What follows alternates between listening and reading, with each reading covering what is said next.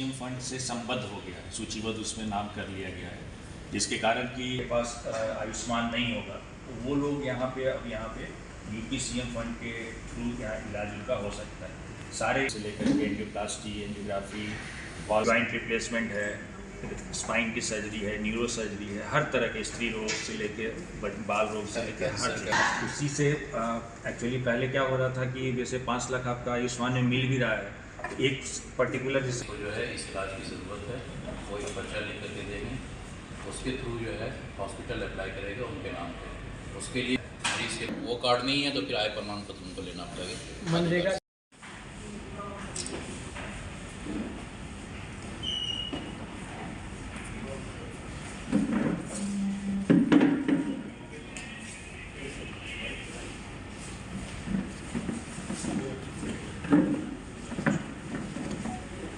ठीक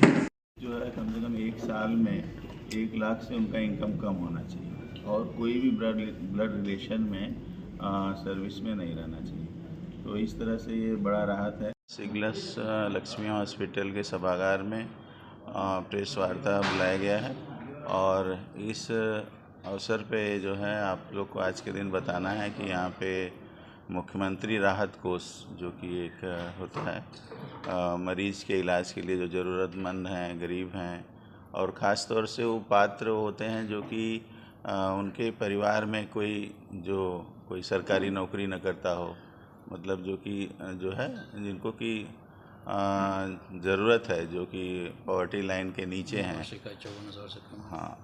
और एक जो है कम से कम 1 साल में 1 लाख से उनका इनकम कम होना चाहिए और कोई भी ब्लड रिलेशन में सर्विस में नहीं रहना चाहिए। तो इस तरह से ये बड़ा राहत है और ये 22 वर्षों से सिग्नस लक्ष्मी हॉस्पिटल जो यहाँ पे सभी मरीजों की सेवाएं दे रहा है और जितने भी मेडिकल और सर्जिकल सेवाएं हैं जो विशेषज्ञ चिकित्सकों के द्वारा यहाँ पे होता है और इसी के तहत जो है ये उत्तर प्रदेश मुख्यमंत्री राहत कोष से भी मरीजों का इलाज होगा, जिससे कि और इसमें एक यही बात होता है कि मरीज को जो है कुछ 10-15 दिन पहले आकर के अपने सभी पेपर को सबमिट करना पड़ता है, तो उससे आसानी से वो फंड जो है अलॉट हो जाता है, उसके बाद उनका इलाज होता है। किन किन रोगों को प्राथमिकता दी गई है इस राहत कोष में? सभी प्रकार के रोगों के लिए जो है जितने भी जिससे मतलब मेडिकल संबंधी और जितने कार्डियक हैं, न्यूरो के हैं, यूरो हैं, जनरल सर्जरी के हैं, जितने भी डिपार्टमेंट के सभी इलाज यहाँ पे होते हैं और यहाँ पे जो है एंजियोग्राफी भी होता है और जैसे हार्ट का बाईपास सर्जरी भी होता है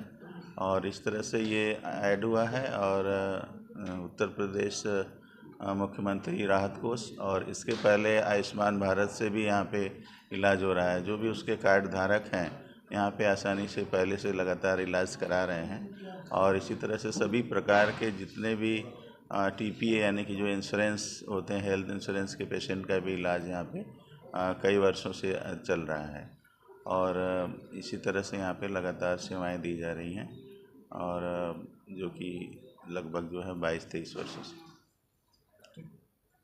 नाम राजीव रंजन है। मैं यहाँ पर जीएम ऑपरेशन और एडमिन और बिजनेस डेवलपमेंट सारा देखता हूँ हॉस्पिटल में। डॉक्टर साहब, कैसे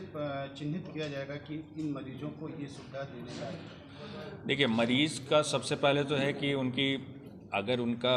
जिस भी चीज़ में इलाज होना है, जो भी उनकी बीमारी है, वो पहले तो आएंगे यहाँ दिखाने के लिए। हमारे डॉक्टर उनको देखेंगे और उससे संबंधित इलाज के क्या आगे प्रक्रिया होगी ये डॉक्टर डिसाइड करेंगे। उसके बाद उसमें हमारे से संबंधित जितने भी उसमें उनकी पात्रता होती है उनमें कि बीपीएल से नीचे होना चाहिए। अभी जैसा सर ने बताया कि उनके घर में कोई वैसा सरकारी में नहीं होने चाहिए कर्मचारी,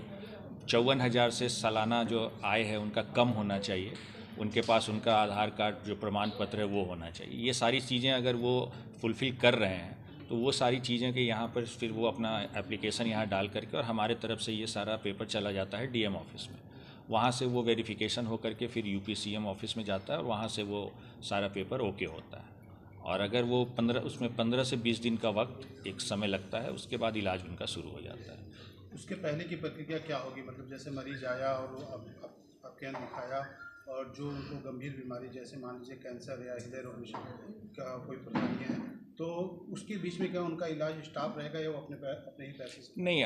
देखिए इसमें सीधा बात है कि जो एक क्रोनिक बीमारी होती है, पुरानी बीमारी है, जिसे मान लीजिए किडनी का प्रॉब्लम है, किडनी ट्रांसप्लांट कराना है उनको, हृदय का बीमारी है, उनको हृदय का बाईपास सर्जरी कराना है, न्यूरो में है, ट्यूमर है, उनको ट्यूमर का सर्जरी कराना है। तो ये बीमारियां बहुत पुरानी होती हैं और गंभीर होती हैं, वो इलाज उनका ऑलरेडी चलते रहता है। अब उनको इसका एक परमानेंट इलाज के लिए उनको इस तरह की ज़रूरत होती है जिसका सर्जरी करना है या फिर तो उसके लिए वो जब आएंगे हमारे पास, हमारे डॉक्टर उनको देखेंगे, बताएंगे कि हाँ आपका इलाज में ये सारी चीज़ें लगेंगी और इसमें इतना का खर्च आएगा, एक एस्टिमेट बना के देना होता है। वो चीज़ वो जब पेपर जमा करके वो चले जाएंगे, पेपर यहाँ जमा हो जाएगा, उसके बाद उनका जब आ जाएगा वहाँ से UPCM के ऑफिस से, वहाँ से मुख्यमंत्री ऑफिस से, फिर उनके पास एक SMS मैसेज भी आ जाएगा जो पेशेंट रहेंगे उनके पास कि आपका ये ओके हो गया है, अप्रूव्ड हो गया, अब आप इलाज करा सकते हैं। हमारे पास भी वो आ जाता है पेपर, फिर मरीज आएंगे, उसके बाद जो भी इलाज होता है वो इलाज उनको सेवा कब से चालू हो रही है या ये इलाज सेवा चालू हो चुकी है